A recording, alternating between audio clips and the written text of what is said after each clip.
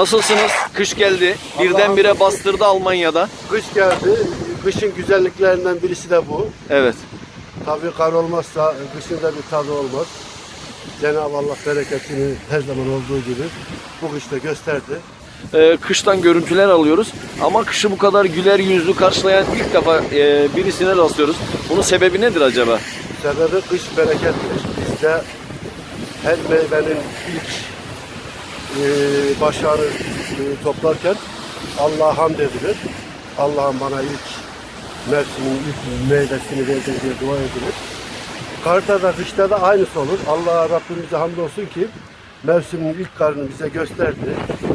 Değdik, bastık, gezdik.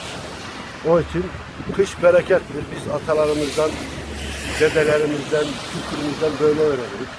Peki efendim. Tabii ki Türkiye'nin kışına benzemiyor buralar.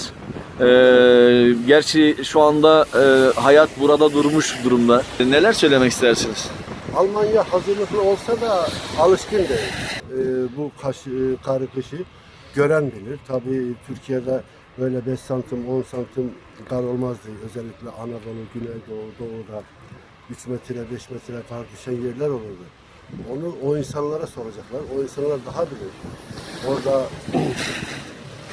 geçim sağlamak, şimdiki gibi evlerde su yok, elektrik yok. Bilmem nereden gidip kar tünel yaparak su getirecekler, kızaklarla hasta götürecekler. Burada adam tahtaya çatmış, odunu da takmış, çocuk kaydediyor. Yani adam resmen sefasını sürmeye çalışıyor. Kışın sefasını sürenlerle cefasını çekenler. Cefasını çekenler bir arada. Eyvallah. Ama onlar bizim kadar da bu işin tadını, zevkini aldıklarından emin değilim. Peki efendim. Teşekkür ediyorum. Evet, işin garip tarafı, evet, şu anda kışta bir bisiklet görüyorsunuz arkadaşlar. Kışın bisikletle geziliyor buralarda. Tabii ki bu da farklı bir görüntü bence. Almanya, evet, farkıyla işte gördüğünüz gibi bisiklet kullanılıyor bu karda, kıyamette. Enteresan bir ülke. Yine Almanya'da karın tadını çıkaran bir vatandaşımızla beraberiz. Efendim nasıl? Kışla aranız nasıl? Neler söylemek istersiniz? Çok güzel. Allah razı olsun. Gerçekten tadını çıkarıyor musunuz? Normalde arabayla hareket eden bütün insanları ben bugün caddede yürüyerek gördüm. Neler söylemek istersiniz Almanya'daki kışla ilgili? Almanya'da kışlar çok güzel şimdi, çok güzel gidiyor. Keşke böyle gitse devamlı. Böyle gitse. Peki keşke neden böyle? Bunun için bu kadar istiyorsunuz? Çünkü keşke büyük mikropları da kırsa onun için ama küçük mikropları kırıyor bu kadar. Büyük mikroplardan kastınız nedir? Büyük mikroplardan onlar kendilerini bilir. Peki efendim. Saygılar. Peki. Saygılar. Eyvallah. Eyvallah. Kolay gelsin.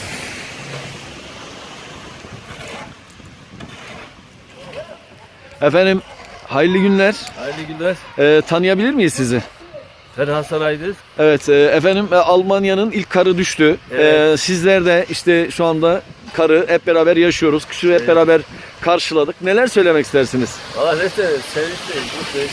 Güzel. Kar yağdığı için sevinçlisiniz, mutlusunuz. Tabii kar yağması iyi. İyi, güzel. Peki Türkiye'de de kış yaşadınız mı? Yaşadım. Peki Türkiye ile buranın arasındaki fark nedir sizce? Tabii Türkiye'de daha fazla kar oluyor. Ekranlardan Türkiye'ye bir şey söylemek ister misiniz? Valla ben İtalyalılara herkese selam söylüyorum. Tanımayanlara? Tanımalara herkese selamlar. Peki hadi hoşça kalın. İyi günler, iyi günler. Nasılsınız, iyisiniz? Çok teşekkür ederim. Efendim kar yağdı. Neler söylemek istersiniz? Çok güzel.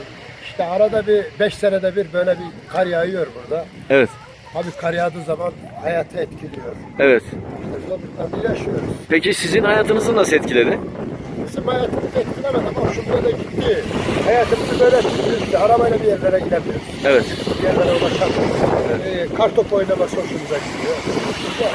Hayatımız birkaç yıl sonra daha da etkiler. Şimdi yeni düştüğü için Sevinçliyiz. tabii sevinçli. Sıkıntılarını daha yaşamadığımız için sevinçliyiz diyorsunuz. Evet. Peki efendim o zaman kolay gelsin. Sağ ol, teşekkür Hadi ederim. eyvallah. İyi günler, iyi günler.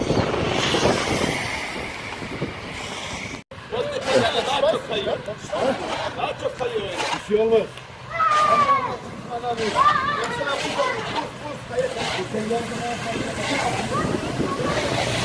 Tuz çalışmaları devam ediyor.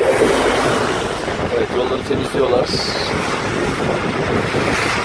Almanya'da kış şiddetli başladı. Neler söylemek istersiniz? Vallahi biz soğukta üşüyoruz. Soğuklar başladı. Biraz da mesela artık sıcaklığa ihtiyacımız var. Yaşlandık. Yaşlı kitabı sokakta gezemiyoruz. Peki. Kolay gelsin. Soğuk. Evet. Efendim Almanya'da bir kış başladı. Sert bir başlangıç yaptı. İlk defa senelerdir böyle bir kar yağıyor. Neler söylemek istersiniz?